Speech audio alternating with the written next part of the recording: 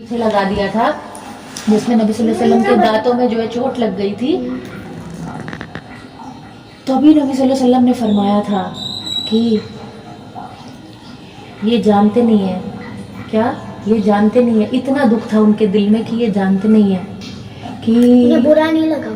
نہیں برا نہیں لگا. اور انہوں نے یہ کہا کہ نہیں یہ جانتے نہیں ہیں, انہیں مت کچھ کرو, کیا پتہ ان کی نسلیں ہی مان لیں. اور آج کی ڈیٹ میں آپ کو پتہ ہے جو وہاں پہ لوگ رہتے ہیں نا سارے کے سارے مسلمان ہیں.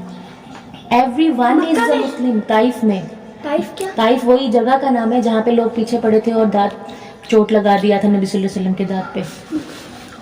سمجھ میں آئی بات؟ تو میں یہ آپ سے کہہ رہی ہوں کہ فیمس ہونے کی بات دماغ سے نکال دو بالکل.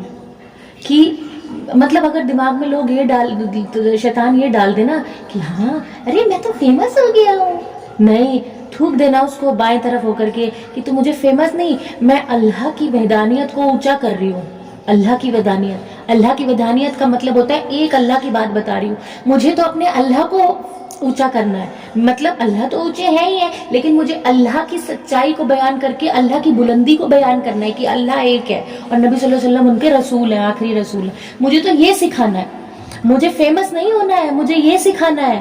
اگر میں یہ سکھاؤں گی تو اللہ کے گھر میں فیمس ہوں گی. اللہ کے گھر جب فیمس ہو جاتے ہیں تو اللہ اس کو دنیا آخرت ہر جگہ فیمس کر دیتے ہیں.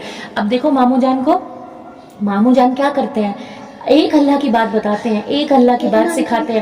ان کے دماغ میں یہ نہیں ہے فیمس توبہ, بالکل بھی نہیں ہے. لیکن اللہ تعالیٰ نے ان کو خود ہی اتنا فیمس کر رکھا ہے. کون سا ملک ایسا ہے جہاں پہ لوگ انہیں جانتے نہیں ہیں؟ الحمدللہ آج کی ڈیٹ میں دنیا میں بہت جگہ انہیں لوگ پہچان چکے ہیں. اب آج کی ڈیٹ میں ایسا معاملہ اللہ نے رتبہ ماموں جان کا ایسا بنایا ہے. کیوں بنایا ایسا رتبہ؟ کیونکہ ماموں جان کے دل میں حقیقی تڑپ ہے نان مسلمز کے لیے, اور یہی تڑپ جو نبی صلی اللہ علیہ وسلم کے سینے میں تھی اسی لقش قدم پہ ماموں جان چلتے ہیں, نبی کی سنت پہ. اور جو نبی سے پیار کرتا ہے اللہ ان سے پیار کرتا ہے, اس لیے ماموں جان سے اللہ اتنا پیار کرتے ہیں. تو اللہ ماموں جان کے نام کو بلند کر دیا. کیونکہ ماموں جان اللہ کے نام کو بلند کر رہے ہیں. تو اس لیے یہ نہیں سوچنا ہے, بس آپ کو یہ سوچنا ہے کہ مجھے تھوکنا ہے شیطان کی طرف اور مجھے اللہ کی باتیں بتاتے چلی جانی ہے سب کو. ابھی چھوٹی ہوں, چھوٹے سے شروع کیا ہے, بڑے ہو کر کے اور لوگوں تک پہنچانا ہے, دنیا بھر میں پہنچانا ہے مجھے.